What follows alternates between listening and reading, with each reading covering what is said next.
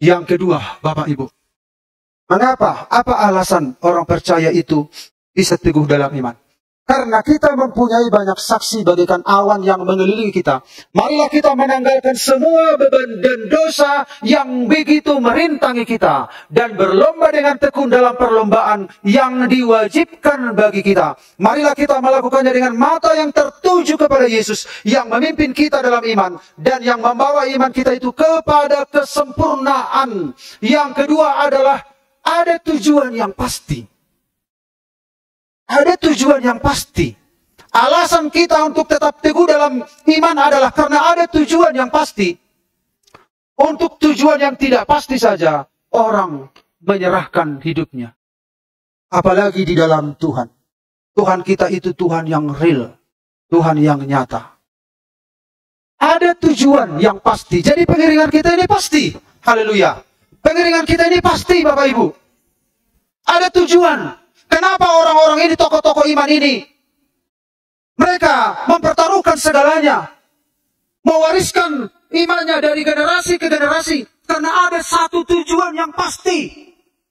Bahkan ketika tidak, seumur hidup mereka mungkin mereka tidak mendapatkan, tapi mereka melihat jauh di sana. Pasti. Umur mereka mungkin tidak cukup, tetapi itu sesuatu yang pasti. Bahkan di balik kematian pun, saya akan sampai di sana. Begitu.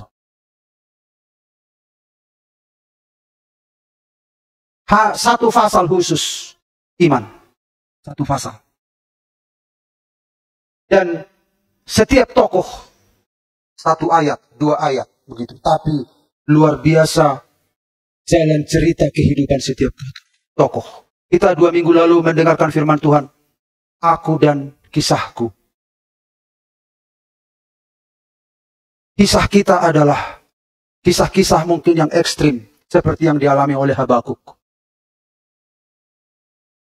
Kita diperhadapkan kepada sebuah, apa responmu terhadap kejadian ini? Apa keputusan yang harus kau ambil? Itu diperhadapkan kepada kita. Kemudian kita selalu diperhadapkan kepada apa yang Tuhan akan katakan dengan saya. Itulah kisah hidup kita dan itu akan terus bergulir sepanjang hidup kita. Tetapi kita tetap teguh dalam Tuhan karena ada tujuan yang pasti. Bukan hayalan, bukan angan-angan. Alkitab mengatakan Allah bangsa-bangsa adalah berhala. Berhala di dalam bahasa apa di situ disebut idol, idola, imajinasi. Berhala bangsa-bangsa hanya imajinasi pikiran saja. Hanya angan-angan saja. Allah bangsa-bangsa hanya imajinasi saja. Tetapi Allah kita yang tidak kelihatan itu datang menyatakan diri. Itulah Yesus Kristus. Allah kita itu Allah yang real. Karena Allah yang tidak kelihatan itu telah datang. Menyatakan dirinya. Maka Yesus berkata, akulah jalan. Akulah kebenaran. Akulah hidup. Kadangkala persoalan yang kita hadapi membuat kita lupa dengan kebenaran ini. Masalah yang kita hadapi. Tetapi tokoh-tokoh iman ini menjadi motivasi bagi kita. Mendorong kita. Mereka telah menyelesaikan pertandingan. Kita belum. Makanya Paulus bilang, aku telah mengakhiri pertandingan. Aku telah memelihara iman. Aku telah mencapai garis akhir. Ada tujuan yang pasti. Apa tujuannya? Inilah keadaan kita yang rusak itu. Tuhan menciptakan kita sempurna. Seperti Dia. Tetapi karena kita jatuh dalam dosa, beginilah kondisi kita. Tidak jelas, tidak berbentuk. Nah, tujuan hidup kita apa? Menjadi seperti Dia. Inilah tujuan hidup kita. Karena tujuan hidup kita ini pasti, maka jangan sampai goyah iman kita. Ada banyak saksi menjadi tudus-tudus. Ulang tudus-tudus katanya. Banyak contoh. Banyak teladan. Tirulah salah satu, kalau tidak bisa semua. Kenapa begitu banyak contoh ini disajikan oleh Tuhan untuk meyakinkan anak-anak Tuhan di zaman akhir. Lihatlah, mereka manusia biasa sama seperti kamu. Kamu pun bisa. Aku ada di balik keyakinanmu. Aku ada di balik imanmu. Aku ada di balik keputusan-keputusanmu. Tujuan kita itu pasti. Dan hari demi hari kita berubah. Kita berubah. Ada halangan di depan. Tetapi justru di dalam persoalan itu kita mengerti ketetapan-ketetapan Tuhan. Allah turut bekerja dalam segala sesuatu untuk mendatangkan kebaikan. Akhirnya kita berubah, mendekati rupanya, mendekati gambarnya. Dari yang rusak, Bapak Ibu, lihat, rusak hidup kita. Tetapi kesaksian orang-orang beriman memberikan inspirasi bagi kita untuk terus bergerak maju. Kita bisa diubah oleh Tuhan. Serusak-rusaknya hidup kita, kalau kita tertuju kepada Tuhan, tertuju kepada tujuan. Tujuannya adalah sempurna. Kita lihat tadi ayatnya, tujuannya adalah sempurna. Tuhan akan menolong kita. Amin, Bapak Ibu. Ini sangat luar biasa. Iman adalah perlombaan, memerlukan ketekunan. Saudara harus tekun. Jadi anak Tuhan tidak boleh menyerah. Bisakah aku berubah? Bisakah aku diberkati? Bisakah anak-anakku diberkati? Bisakah aku menjalani hidup ini dalam damai?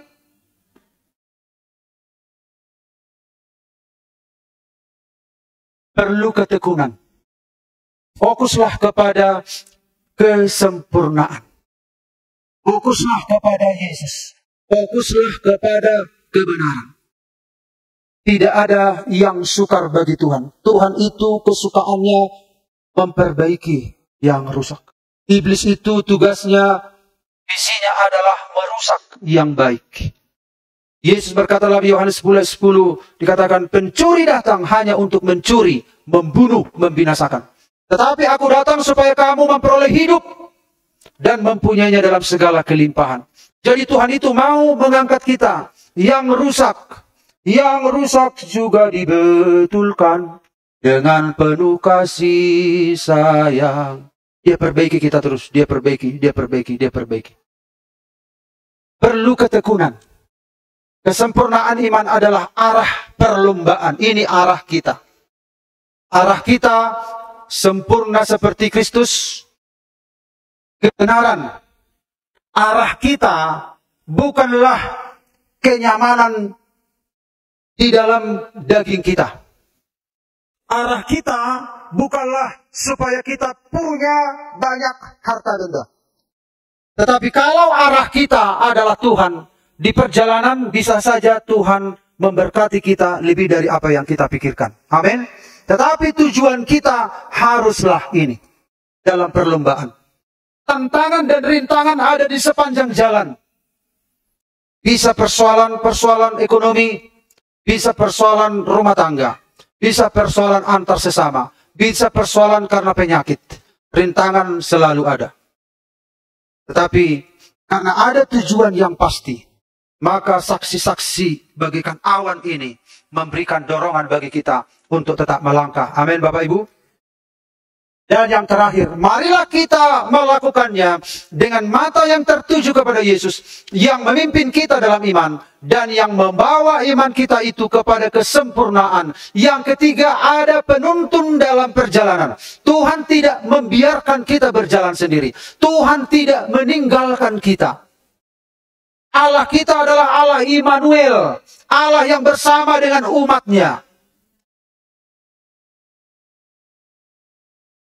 Ada paham, deisme namanya. Mereka percaya Allah yang menciptakan langit dan bumi.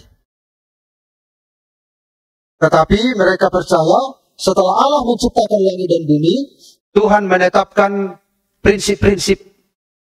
Ada panas, ada dingin, ada hujan, ada kemarau, ada 24 jam satu hari, terus ada 1 bulan, terus sedemikian rupa, ada menanam, ada menuai. Itu adalah prinsip-prinsip yang Tuhan tanam menurut mereka.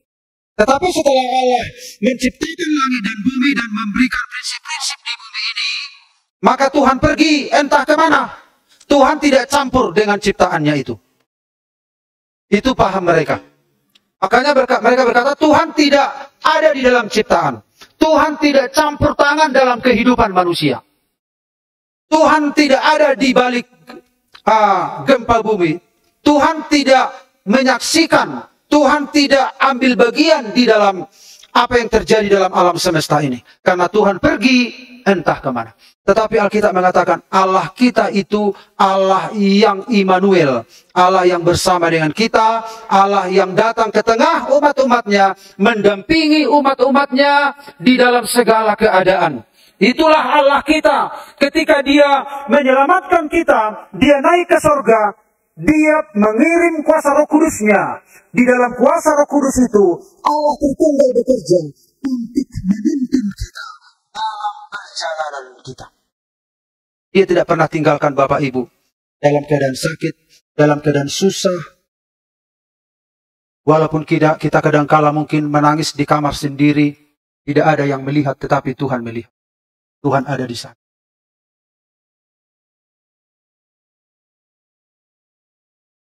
Dia memimpin, dalam bahasa aslinya, dia pencipta, inisiator, asal mula, sumber. Dia pencipta iman itu. Dia yang memulai iman di dalam kita. Kita tidak punya iman kalau dia tidak memulai. Dialah inisiatornya. Dialah sumber iman. Dialah pencipta iman itu. Kemudian kita lihat dan membawa iman. Dalam bahasa aslinya, dia yang menyempurnakan. Dia yang membawa iman itu kepada tujuan akhir. Jadi dari arti ini kita lihat, Yesus sumber iman itu. Tidak ada yang memenuhi syarat dari manusia untuk diselamatkan, gak ada. Kita sudah pas untuk masuk neraka. Karena akibat dosa adalah kematian. Sudah pada hukumnya kita masuk neraka. Walaupun kita merengek-rengek, cari muka di hadapan Tuhan, berjoget-joget supaya Tuhan selamatkan aku, gak bisa. Atau saudara pura-pura diam-diam begitu cari perhatian sama Tuhan supaya diselamatkan, gak bisa. Karena upah dosa adalah kematian. Perbuatan baikkah? Perbuatan baik manusia, Yesaya berkata, segala kesalehan manusia bagaikan kain kotor. Allah itu suci, kita berdosa. Sebaik-baiknya manusia bagaikan kain kotor. Nasib kita sudah masuk neraka. Itu sudah takdir. Itu sudah akan dialami oleh orang. Karena berdosa, akibat dosa adalah kematian. Tidak ada yang bisa dilakukan. Kalau manusia mencoba mencari Allah, tetapi hanyalah sebuah kerinduan. Karena di dalam hati manusia ada kekekalan. Tetapi tidak bisa berjumpa dengan Allah. Manusia tidak bisa menemukan Allah. Tetapi Allah mengambil keputusan. Dia memutuskan di dalam dirinya sendiri. Bukan berdasarkan rengek-rengek kita. Bukan berdasarkan kemampuan kita mencari perhatian dia. Tetapi dia sendiri yang memutuskan dalam dirinya, aku mau menyelamatkan. Makanya saudara-saudara, keselamatan itu anugerah. Ketika dia mati di kayu salib 2000 tahun yang lalu, dan berita itu menggema di seluruh dunia tentang Injil keselamatan, maka ketika orang mendengar firman, muncullah iman. Ya, ketika kita mendengarkan Injil keselamatan, ada keselamatan yang disediakan Allah. Kita dengar berita nauli, ulini baritai. Kita percaya kepada firman itu. Alkitab mengatakan, iman timbul dari pendengaran. Dan pendengaran oleh firman Kristus. Maka pendengaran oleh firman Kristus menimbulkan iman. Jadi artinya adalah, Yesuslah inisiator iman itu. Yesuslah sumber iman itu. Dari kita tidak ada bahan dasar untuk menjumpai Tuhan. Tuhanlah yang memberikan iman itu lewat firman-Nya. Maka iman itulah yang meresponi berita keselamatan itu. Dari manusia tidak ada. Karena Tuhanlah sumber iman itu. Maka jagalah iman itu. Itulah satu-satunya yang dimiliki oleh manusia, tidak ada yang lain. Kemudian saudara-saudara, Yesus pemimpin. Setelah dia memberikan iman itu kepada kita, dia juga memimpin kita berjalan di dalam iman itu. Dia memimpin di perjalanan. Dia menjadi pemandu, dia menjadi penuntun. Karena dia sudah, saudara-saudara, mengalami hidup manusia. Dia mengerti persoalan kita. Dia mengerti bagaimana bergumul mempercayai Bapa. Dia mengajari orang percaya itu. Dia menjadi anak sulung yang kita ikuti. Bagaimana untuk mengalami kemenangan di dalam perlombaan, di dalam pertandingan iman ini. Dia yang menuntun kita, dia yang mengajari kita. Makanya Yesus berkata, marilah kepadaku yang letih, lesu, dan berbeban berat. Aku akan memberi kelegaan kepadamu. Pikullah kuk yang kupasang. Dan belajarlah kepadaku. Belajar kepada Yesus. Dan saudara-saudara, Yesus penyempurna. Yesus penyempurna. Sempurna ini tadi katakan teleios. Sempurna. Pemenuh. Kita sudah pernah mendengar firman bahwa tujuan hidup kita itu adalah penuh. Lengkap. Sempurna. Yesuslah yang membawa kita kepada kesempurnaan itu. Jadi anak-anak Tuhan dimungkinkan untuk sempurna. Karena Yesuslah sumber iman itu. Yesus memimpin kita. Dan Yesuslah penyempurna iman itu. Ada yang menuntun kita di perjalanan. Tidak ada agama di dunia ini di mana Allahnya campur tangan di dalam setiap kehidupan umat-umatnya. Tapi Allah berkata, Yesus berkata, ketahuilah aku menyertai kamu senantiasa sampai akhir zaman. Amin Bapak Ibu. Dan kesimpulannya, alasan mengapa orang percaya dapat teguh dalam iman. Ada inspirasi yang menjadi pendorong. Banyak saksi-saksi. Banyak contoh, banyak patron yang bisa kita jalani. Itu memberikan dorongan bagi kita. Kalau mereka bisa, kita pun bisa. Karena mereka mengandalkan Tuhan, maka kita pun harus mengandalkan Tuhan. Karena mereka fokus kepada tujuan, kita pun harus fokus kepada tujuan. Mereka punya masalah sama seperti kita. Tetapi mereka melewati rintangan itu bersama dengan Tuhan. Dan ada tujuan yang pasti dan ada penuntun dalam perjalanan. Dia menuntun kita, dia menyertai kita, dia tidak pernah meninggalkan. Tetaplah teguh dalam iman, karena tujuan kita itu pasti. Amin Bapak Ibu. Hal-hal yang sementara yang mengalihkan perhatian kita, jangan tertipu dengan hal yang sementara. Ada hal yang luar biasa yang Tuhan sedang siapkan bagi kita. Mata kita belum melihat, tetapi orang-orang ini juga bergerak tanpa melihat, tetapi dengan iman. Karena pengharapan kita bukan karena melihat, tetapi karena beriman, percaya kepada Allah yang setia pada firman-Nya. Allah yang tidak berdusta, yang pantas dipercayai dan dibuktikan dengan dia mati, dia bangkit. Dan dia berjanji, dia akan datang menjemput kita semua. Amin Bapak Ibu. Kalian musik silakan datang ke depan. Kita nyanyikan lagu.